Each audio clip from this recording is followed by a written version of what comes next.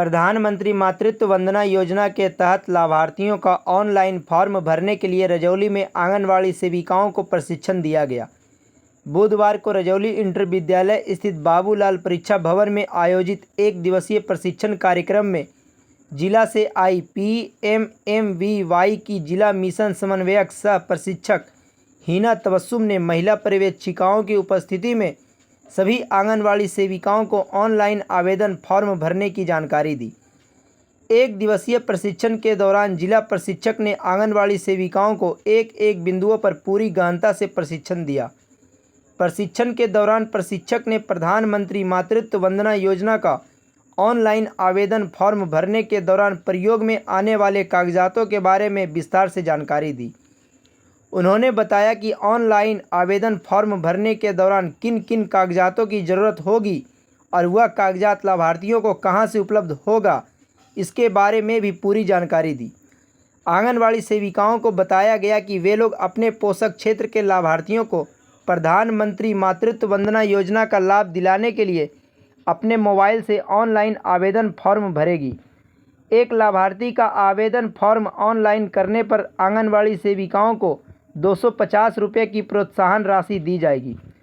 जिला मिशन समन्वयक हिना तबस्सुम ने बताया कि प्रधानमंत्री मातृत्व वंदना योजना 2.0 में हुए बदलाव को लेकर रजौली में आंगनवाड़ी सेविकाओं को एक दिवसीय प्रशिक्षण दिया गया है।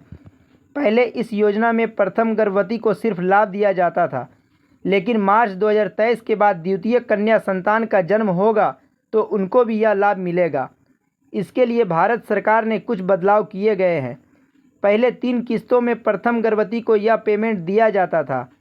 प्रथम गर्भवती को 5,000 रुपये मिलता है। अब यह 2 किस्त में पेमेंट जाएगा। पहले 3,000 और उसके बाद 2,000 रुपये लाभार्थी के बैंक खाते में भेजा जाएगा। लेकिन सरकार के द्वारा अब इस योजना में कुछ बदलाव भी किए गए हैं। अब द्वितीय कन्या संतान का जन्म होने पर राज्य सरकार के द्वारा लाभार्थी के खाते में एक मुश्त 6,000 रुपया दिया जाएगा, लेकिन इसके लिए द्वितीय संतान की गर्भवती होने पर पहले उसकी एंट्री की जाएगी।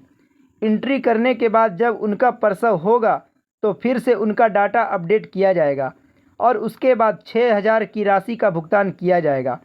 मौके पर महिला पर्यवेक्षिका कुमारी इंदु रानी, परिणीता कुमारी, शीला कुमारी, वरीय लिपिक विजय कुमार आदि उपस्थित थे। जिला मिशन समन्वयक पद पर कार्यरत RCDS के अंतर्गत आज जो हमारा ट्रेनिंग है ये रजौली में PMMVY 2.0 में बदलाव को लेकर के है। इसमें स्पष्ट है कि पहले PMMVY में प्रथम गर्भवती को सिर्फ लाभ दिया जाता था, परंतु मार्च 2022 के बाद जो हमारी द्वितीय कन्या संतान का जन्म होगा उसे भी ये लाभ मिलेगा। इसके लिए कुछ चेंजेस भारत सरकार ने किया है, जैसे कि पहले 3 किस्तों में प्रथम गर्भवती का पेमेंट जाता था, परंतु अब जो है ये 2 किस्तों में ही 3,000 और 2,000 करके 2 किस्तों में ही पेमेंट जाता है। द्वितीय कन्या संतान जो है, द्वितीय कन्या संतान के जन्म होने पर 6,000 रुपये की एक मुश्त राशि लाभार्थी के खाते में सरकार के द्वारा दी जाएगी।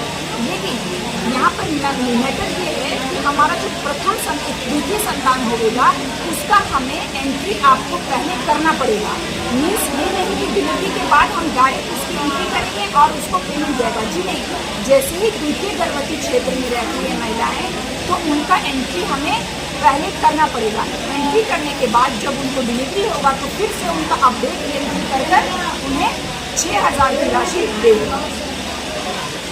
मैडम आप कुछ बोलना चाहें?